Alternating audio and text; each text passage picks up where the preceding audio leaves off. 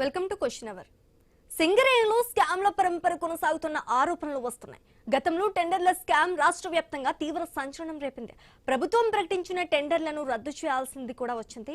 ఆ తర్వాత ఇప్పుడు బొగ్గు నిల్వలు అమ్ముకున్నారన్న ఆరోపణలు పెరిగిపోతున్నాయి.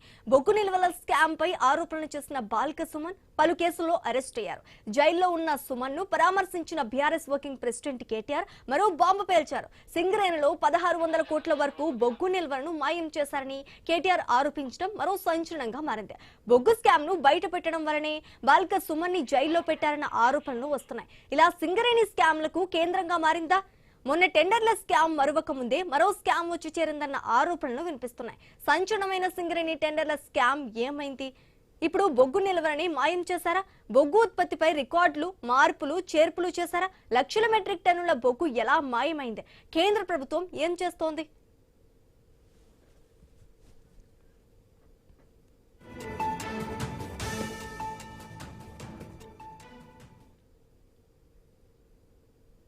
ఇక ఇదే టాపిక్ పై డిస్కస్ చేయడానికి మోకోలికి వంశీ ఉన్నారు.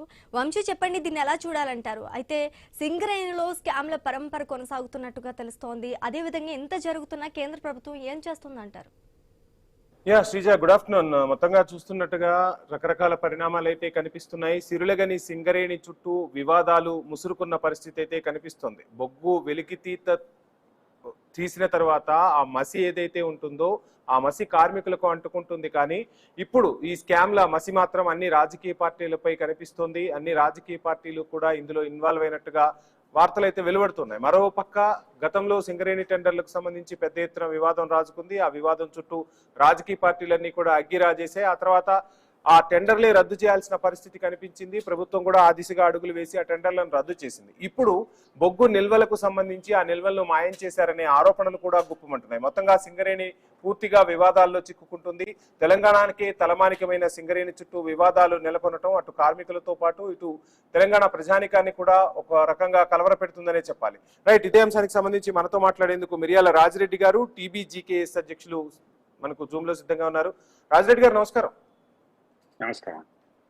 ఏంటి సిరులగని సింగరేణి చుట్టూ వివాదాలు కొనసాగుతున్నాయి. ఓవైపు కార్మిక సంఘాల నాయకులు చెబుతున్నా అక్రమాలు మాత్రం చిట్టా పెరుగుతూనే వస్తుంది తప్ప ఎక్కడా కూడా అక్రమాలకు అడ్డుకట్ట పడట్లేదు. అసలు ఏం జరుగుతుంది సింగరేణిలో? మరోవైపు బొగ్గు వెలికితీతకు ఖర్చు ఎక్కువ అవుతోంది. ఇప్పటికే సింగరేణి నష్టాల్లో కొనసాగే పరిస్థితులు కనిపిస్తున్నాయి.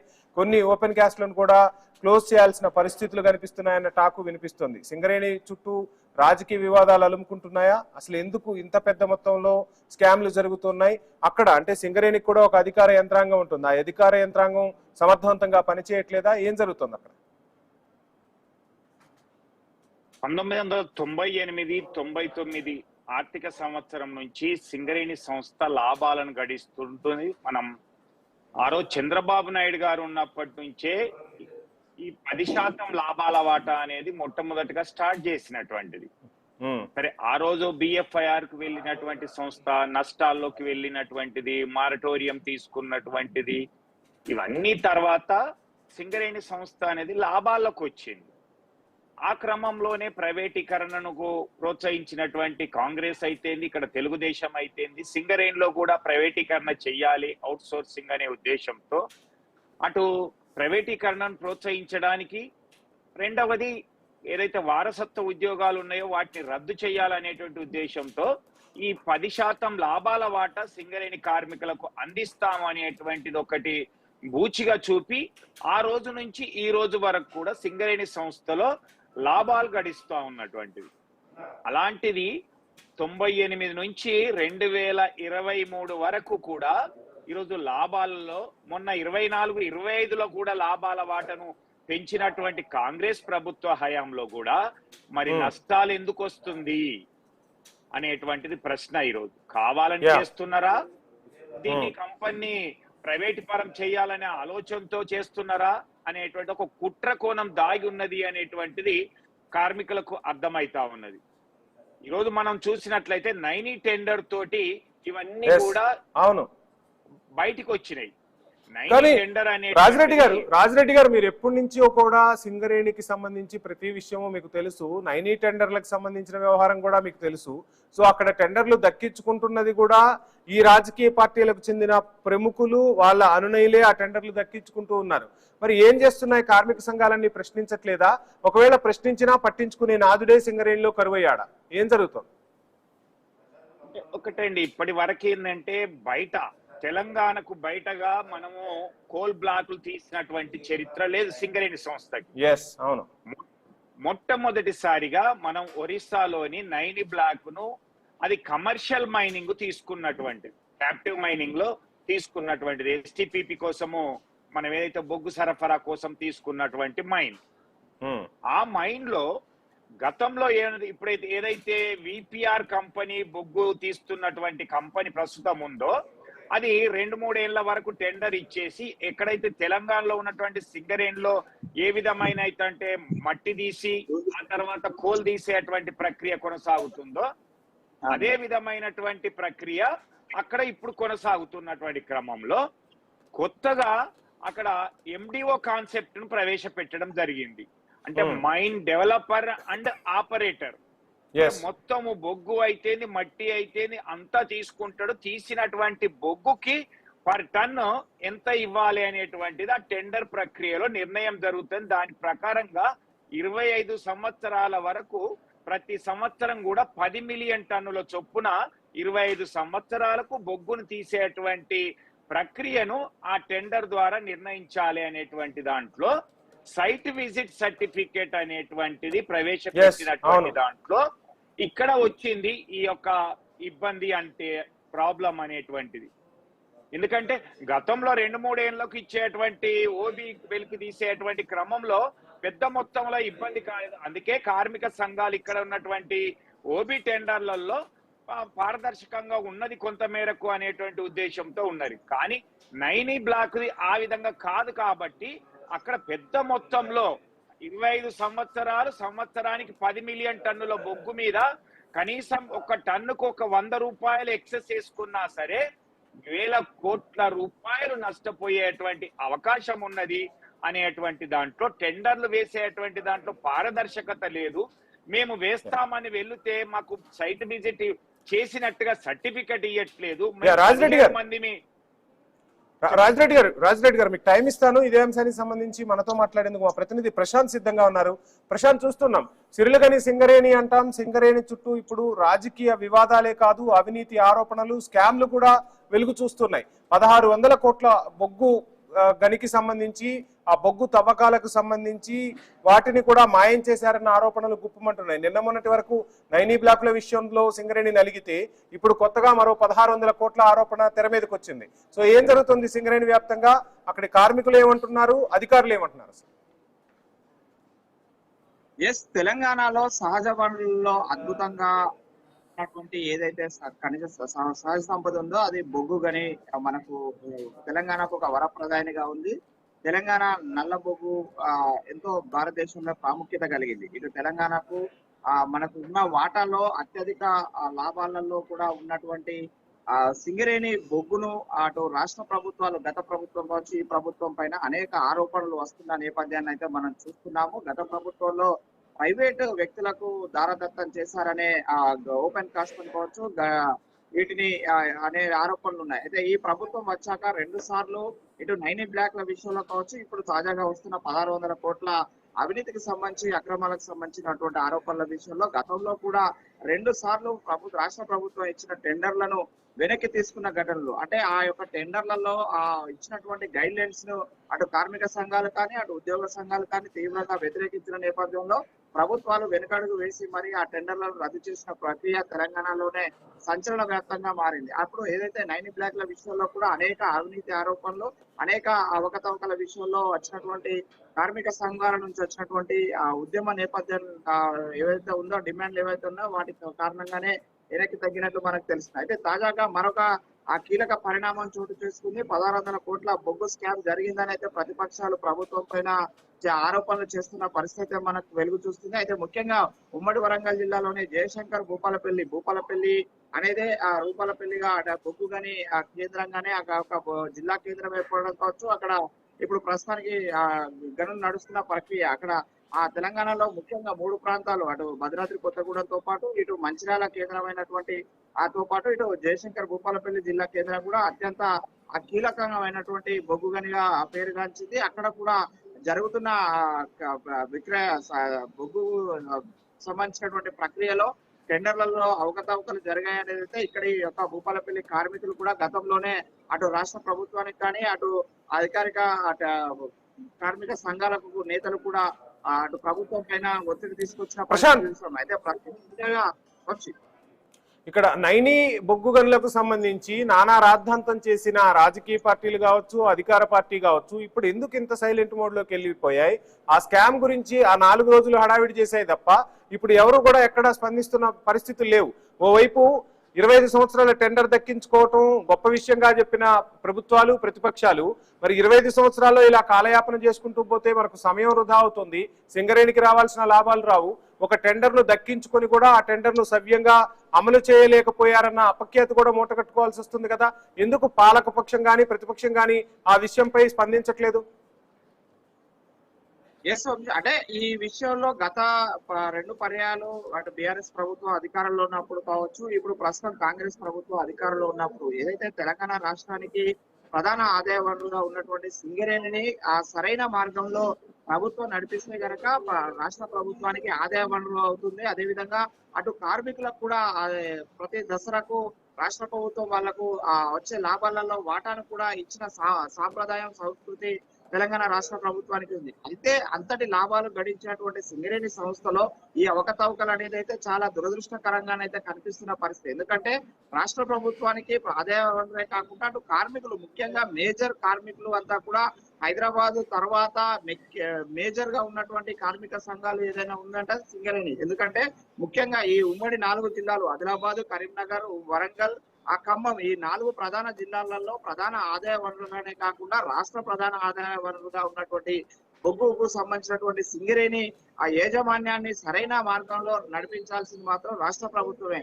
రాష్ట్ర ప్రభుత్వం తీసుకునేటువంటి కీలక నిర్ణయాలకు అనుగుణంగానే సింగరేణి నడపాల్సి వస్తుంది. అందులోనే గతంలో నైని బ్లాక్ల విషయంలోనైతే చాలా పెద్ద ఎత్తున ఆరోపణలు వచ్చిన ఘటనలు మనం చూసాము. వాటిని వెనక్కి తీసుకోవడం కూడా చూసాం. ఎందుకంటే రాష్ట్ర ప్రభుత్వము, కేంద్ర ప్రభుత్వం వాటా మెజారిటీగా ఉన్నప్పటికీ కూడా ఆ అడ్మినిస్ట్రేషన్ సంబంధించి కూడా పూర్తిగా రాష్ట్ర ప్రభుత్వం ఆధీనంలో ఉంటుంది. కార్మికులు కూడా రాష్ట్ర ప్రభుత్వం ఆధీనంలో ఉంటారు. కాబట్టి సింగరేణి వ్యవస్థను కనుక సరైన మార్గంలో నడిపితే రాష్ట్రానికి ప్రధాన ఆదాయ వనరుగానే కాకుండా రాష్ట్రానికి వన్నె తెచ్చే విధంగా కూడా కార్మికులు పనిచేయడానికి సిద్ధంగా ఉన్నారు. అయితే కార్మికులను కావచ్చు, అటు సంస్థను సరైన మార్గంలో నడపాల్సిన గురుతర బాధ్యత మాత్రము రాష్ట్ర ప్రభుత్వంలో ఉంటుంది. రాష్ట్ర ప్రభుత్వం తీసుకునే నిర్ణయాల కారణంగానే సింగరేణికి అపకీర్తి వస్తుంది తప్ప అక్కడ ఆ కార్మికులు లేకపోతే సంస్థ చేసే తప్పటడుగులు కాదు. మొన్నటికి మనం చూసాము, మెస్సీ అనే ఒక క్రీడాకారుణ్ణి తీసుకొచ్చి ఉప్పల్ స్టేడియంలో ఒక ఆటను ఆడడం కోసము సింగరేణి యాజమానికి సంబంధించినటువంటి డబ్బులను అక్కడ వెచ్చించినాడు ఆ సీఎం రేవంత్ రెడ్డి అని కూడా ప్రధాన ఆరోపణలు వచ్చాయి. అయితే సింగరేణి సంస్థకు కొంత వాళ్ళకు అవకాశాలు ఉన్నప్పటికీ కూడా రాష్ట్ర ప్రయోజనాలు, కార్మికుల ప్రయోజనాలు లేకపోతే సంస్థ ప్రయోజనాలకు ఆ యొక్క సంస్థ నిధులను ఖర్చు చేయాలి తప్ప ఇలా అవసరం లేని వాటికి ఖర్చు చేయకూడదు అనేది అటు సింగరేణి కార్మిక సంఘాలు కావచ్చు, ప్రతిపక్షాలు పెద్ద ఎత్తున ఆరోపణలు చేశాయి. అంటే సింగరేణి సంస్థ పేరుతో కావచ్చు, సింగరేణి సంస్థలో ఆ నడవడికల విషయంలో కావచ్చు, సింగరేణి సంస్థలో జరుగుతున్న అవకతవకల విషయంలో ఎప్పటికప్పుడు కార్మిక సంఘాలు, ప్రతిపక్షాలు చెప్తున్నప్పటికీ ప్రభుత్వము సరైన మార్గంలో సంస్థను నడపడంలోనైతే విఫలమవుతుందని అయితే మనకు స్పష్టంగా తెలుస్తుంది. Right, thank you Prashant. ఇక ఇదే అంశానికి సంబంధించి కెంగర్ల మల్లయ్య గారు, టీజీబీకేఎస్ అధ్యక్షులు మనతో పాటు జాయిన్ అయ్యారు. మల్లయ్య గారు నమస్కారం.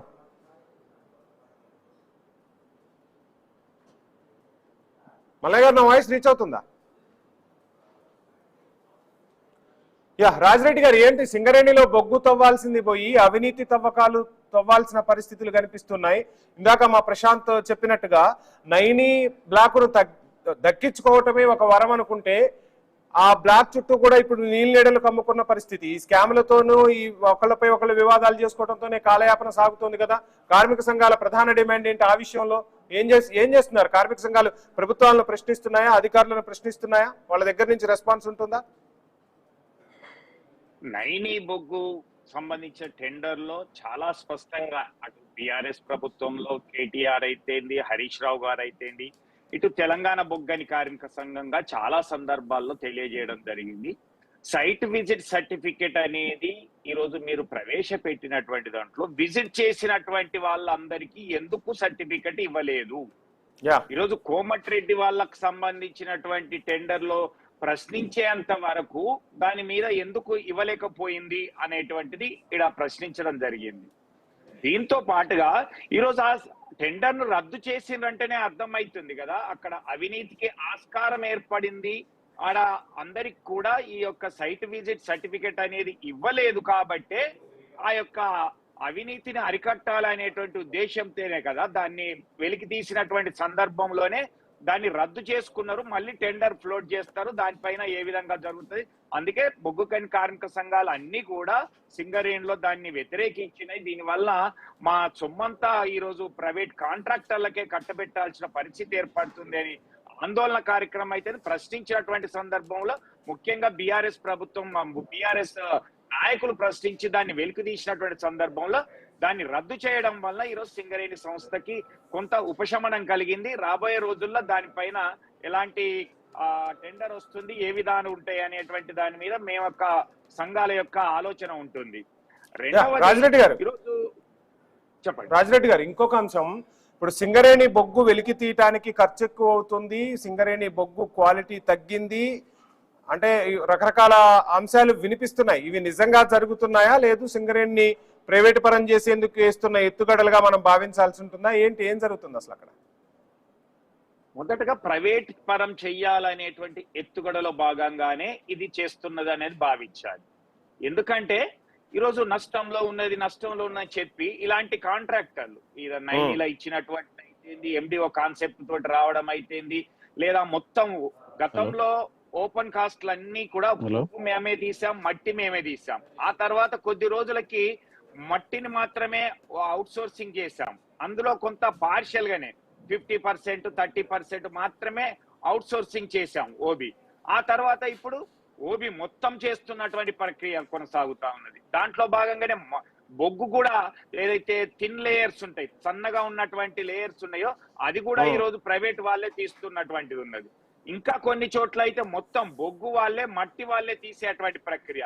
ఇలా కొనసాగిస్తూ ఈ నష్టాల పేరు మీద ఈరోజు ఈక్విప్మెంట్ ను, డంపర్లను, షావల్స్ కొనకపోవడం అయితేంది, దాని మెయింటెనెన్స్ చేయకపోవడం అయితేంది, దాని స్పేర్ పార్ట్స్ తేవకపోవడం అయితేంది, టైర్లు లాంటివి కూడా కొనుగోలు చేయక ఐడియల్ గా ఉన్నటువంటి పరిస్థితి అయితేంది, ఇవన్నిటినీ సాకుగా చూపి ఈరోజు నష్టాల్లోకి వెళ్తుంది కంపెనీ అని చెప్పి ప్రైవేట్ వాళ్లకు ఇచ్చుకోనేటువంటి ఒక కుట్ర జరుగుతున్నది అనేటువంటిది కార్మిక వర్గానికి స్పష్టంగా అర్థమైతా ఉన్నది. రాజిరెడ్డి గారు, మళ్ళీ మీ దగ్గరికి వస్తాను. మళ్ళీ మీ దగ్గరికి వస్తాను. మల్లయ్య గారు టీజీబీకేఎస్ అధ్యక్షులు జాయిన్ అయ్యారు. మల్లయ్య గారు నమస్కారం. నమస్కారం అండి. నమస్కారం. బొగ్గు వెలికితీత గురించి మాట్లాడుకోవాలి, సింగరేణి చరిత్ర గురించి మాట్లాడుకోవాలి, సింగరేణి కార్మికుల గొప్పతనం గురించి మాట్లాడుకోవాల్సిన సమయంలో సింగరేణి స్కామ్ల గురించి మాట్లాడుకోవాల్సి వస్తుంది. సింగరేణిలో అవినీతి రోజు రోజుకు పెరిగిపోతుంది. 1600 కోట్ల బొగ్గు మాయమైందన్న ఆరోపణలు వినిపిస్తున్నాయి. సో ఎందుకు ఈ ఆరోపణలు ఒక్కసారిగా సింగరేణి చుట్టూ ఎందుకు ముదురుతున్నాయి? దీనికి పరిష్కారం లేదా? ముందుగా ఒక అత్యంత ప్రాధాన్యత కలిగినటువంటి అంశమైన సింగరేణి స్కామ్ కు సంబంధించిన అంశం పైన ఈ లైవ్ డిబేట్ పెట్టి ప్రేక్షకులందరికీ తెలియజేస్తున్న ఐ న్యూస్ యాజమాన్యానికి, మీ సిబ్బందికి అందరికీ మా తెలంగాణ బొగ్గు గని కార్మిక సమాఖ్య తరఫున అభినందనలు, కృతజ్ఞతలు తెలియజేస్తున్నాం.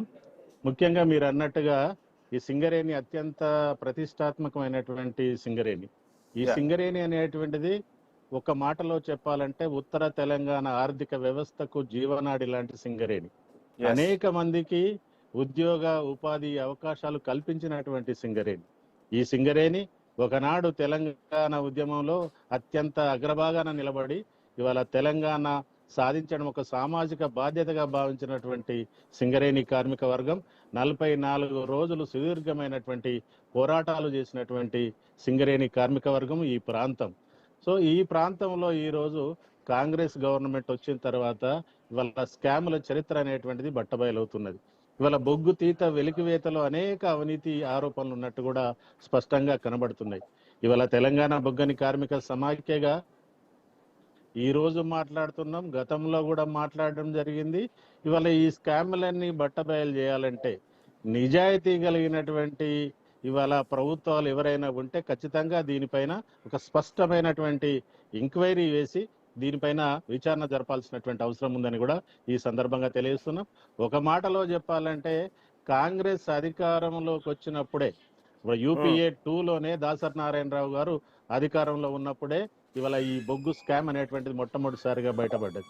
ఆ రోజు అలాట్ చేసినటువంటి 250 ఇవాళ ఏవైతే బొగ్గు బ్లాక్లు ఉన్నాయో అవన్నీ అవినీతి మయమనేటువంటి పద్ధతిలో ఆ రోజు సుప్రీంకోర్టు అన్ని చేసింది. అంటే ఉంటుందో ఉంటది అనేది మరోసారి ఈ రోజు వచ్చినటువంటి కాంగ్రెస్ ప్రభుత్వం కూడా రుజువు చేసినట్టయిందని ఈ సందర్భంగా తెలియజేస్తున్నాం. ఏదేమైనా ఇవాళ సింగరేణి అనేటువంటిది ఒక ప్రైవేటు పరం అంచున నిలబడి ఆఖరి అస్తిత్వం కోసం పోరాడుతున్నట్టు కూడా కనబడుతున్నది. ఒకవేళ కొత్తగా బొగ్గు బ్లాక్ లేవు. మరో చెప్పండి. మొన్న జూన్ 2 తెలంగాణ ఆవిర్భావ దినోత్సవం ఒకసారిగా అందరూ కూడా ఉద్యమ వీరుల గురించి, అమరుల గురించి, తెలంగాణని ఏ విధంగా సాధించుకున్నామో గుర్తు చేసుకున్నాం. సో మరొకసారి అంటే సిరులగని సింగరేణిని కాపాడుకునేందుకు కార్మిక సంఘాలన్నీ కూడా నడుం కట్టబోతున్నాయా? ఈ స్కామ్లను సింగరేణి నుంచి తరిమివేసి బొగ్గును వెలికి తీసి సింగరేణి గత వైభవాన్ని సంతరించుకునేలా చర్యలు తీసుకోబోతున్నాయా? ఓ ఉద్యమ కార్యాచరణకు నడుం బిగించబోతున్నాయా? ఏం జరగబోతోంది? సింగరేణి కార్మిక సంఘాలన్నీ కూడా ఈ విషయాల గురించి అసలు మాట్లాడుకుంటున్నారా? చర్చలు సాగుతున్నాయా? తప్పకుండా. ఇవాళ తెలంగాణ బొగ్గని కార్మిక సమాఖ్యగా నిన్ననే ఒక ఇల్లందు పట్టణంలో అంటే ఈ సింగరేణి సంస్థకు పురుడు పోసినటువంటి ప్రాంతమైనటువంటి ఇల్లందు పట్టణం ఇవాళ అక్కడ ఉన్నటువంటి మైను రాకపోతే ఆ ఇల్లందు పట్టణమే కనుమరుగయ్యేటువంటి ప్రమాదం ఉన్నది. కాబట్టి ఆ బొగ్గు బ్లాక్ రావాలనే పద్ధతిలో, అక్కడ బొగ్గు అనుమతి రావాలనే పద్ధతిలో నిన్ననే అందరూ అఖిలపక్ష నాయకులతోటి కొద్ది మందితోటి మాట్లాడడం జరిగింది. అట్లనే సింగరేణి వ్యాప్తంగా సింగరేణి ఉంటేనే ఈ ప్రాంతం బాగుంటది, సింగరేణి ఉంటేనే తెలంగాణ ఆర్థిక వ్యవస్థ బాగుంటది, సింగరేణి ఉంటేనే దీన్ని అలుముకొని, దీన్ని ఆనుకొని, దీన్ని అంటుకొని వేలాది కుటుంబాలు, ఆ మాటకు వస్తే లక్షలాది కుటుంబాలు జీవనాధారంగా ఉన్న ఈ సింగరేణి ఎట్టి పరిస్థితుల్లోనూ ప్రైవేటు పరం కానీయం, పరపరం కానీయం అనే పద్ధతిలో సింగరేణి కార్మిక సంఘాలన్నీ పార్టీలకు అతీతంగా, రాజకీయాలకు అతీతంగా సన్నద్ధం కావాల్సినటువంటి సమయం ఆసన్నమైంది. నాడు తెలంగాణ ఉద్యమంలో ఎట్లయితే పిడికిలు బిగించి జై తెలంగాణ అంటూ సమైక్యవాదులను ఈ ప్రాంతం నుంచి తరిమేసినటువంటి ఉద్యమ స్ఫూర్తికి నాంది పలికినటువంటి ఈ సింగరేణి ఈ రోజు కూడా ఇవాళ ప్రైవేటీకరణకు వ్యతిరేకంగా లేదంటే ఈ స్కామ్లకు వ్యతిరేకంగా ఉద్యమించడానికి సన్నద్ధం అవుతున్నామని ఈ సందర్భంగా తెలియజేస్తున్నాం. రాజిరెడ్డి గారు ఫైనల్ గా ఏం చెప్తారు? ఈరోజు మీకు నైనీ బ్లాక్ అయితేంది, లేదంటే ఓపెన్ కాస్ట్లలో టెండర్ల ప్రక్రియలో ఎస్టిమేటెడ్ కాస్ట్ కంటే హై వాల్యూ తోటి, హై కొటేషన్ తోటి వేసినటువంటి వాళ్ళకు కూడా ఈరోజు టెండర్లు దక్కించుకోవడం అనే దాని వెనక సైట్ విజిట్ సర్టిఫికెట్ విధానం అయితేది, బెదిరింపులైతేది, అదిరింపులైతేది, ప్రభుత్వ అనుకూల వ్యక్తులు ఒక సిండికేట్ గా ఏర్పడి చేస్తున్నటువంటి దాంట్లో ఈరోజు నష్టాలు జరగడం అయితేంది. ఆ కంపెనీలు సరైనటువంటి సమయంలో సరైనటువంటి టార్గెట్స్ రీచ్ కానప్పటికీ, వాళ్ళని బ్లాక్ లిస్ట్ పెడుతున్నప్పటికీ వాళ్ళకి యాజమాన్యము అనేక విధాలుగా ఫోర్స్ మెజర్ అప్లై చేయడమా, లేకపోతే ఆ విధంగా కోర్టుల ద్వారా వాళ్లకు ఆ పెనాల్టీని తప్పించుకొని డబ్బులు చెల్లించుకునేటువంటి ప్రక్రియ కొనసాగుతుంది. దాన్ని మనం అరికట్టుకోవాల్సినటువంటి అవసరం ఉన్నది, లేదంటే సంస్థ చాలా నష్టపోతుంది. హరీష్ రావు గారు చెప్పిన తర్వాతనే SRPOCలో మొట్టమొదటిసారిగా లెస్ టెండర్ పడింది. అలాగే గోదావరి కని OC1 లో కూడా లెస్ ఎస్టిమేటెడ్ దానికంటే లెస్ టెండర్లు పడింది. అంటే ఈ రోజు ప్రతిపక్షంగా BRS ప్రభుత్వం అయితేంది, TBG కేసు అయితేంది ప్రశ్నిస్తుంది కాబట్టే ఈ రోజు కొంతలో కొంత అయిన చెరడం వస్తున్నది. ఇంకా అన్ని సంఘాలు కూడా ఐక్యం కావాలి. ప్రభుత్వ అనుకూల INTUC అయితేంది, గుర్తింపు సంఘంగా ఉన్న AITUCలో స్పందన లేకుండా పోయింది. అలాగే బిఎంఎస్ కేంద్ర ప్రభుత్వానికి అనుకూలంగా ఉంటున్నటువంటిది మనం చూస్తున్నాం. కాబట్టి కొన్ని సంఘాలు మాత్రమే దీన్ని వ్యతిరేకించడానికి సిద్ధంగా ఉన్నాయి. అలాంటి వాటిని కలుపుకొని ముందుకెళ్లి దీనిపైన వ్యతిరేకిస్తూ పోరాటం కొనసాగిస్తాం. రైట్, థ్యాంక్ యూ రాజిరెడ్డి గారు, మల్లయ్య గారు. మొత్తంగా సిరిలగని సింగరేణిని కాపాడుకునేందుకు కార్మికులందరం ఏకమవుతాం. బొగ్గుని తవ్వటమే కాదు, స్కామ్లను వెలికి తీసి ప్రభుత్వాలను ప్రశ్నిస్తాం, ప్రతిపక్షాలను కలుపుకుని మా సిరిలగని సింగరేణిని కాపాడుకుంటామంటున్నారు కార్మిక సంఘాలు. సో ఇక్కడ సింగరేణి అనేది ఆ ప్రాంతంలో ఉన్న కార్మికులకే కాదు, తెలంగాణకే తలమానికం. కాబట్టి ప్రజలు, అదేవిధంగా ప్రభుత్వాలు కూడా ఒకసారి ప్రతిపక్షాలు ఆలోచించాల్సిన అవసరం ఉంది. అవినీతి తవ్వకాలు కాదు కావాల్సింది, అక్కడ బొగ్గును వెలికి తీసి సింగరేణి గత వైభవం సంతరించుకునేలా పాలక ప్రతిపక్షాలు బాధ్యతగా వ్యవహరించాల్సిన అవసరం ఉందనేది కార్మిక సంఘాల నుంచి వినిపిస్తున్నమాట. ఇది ఇవాల్టి క్వశ్చన్ అవర్. State show.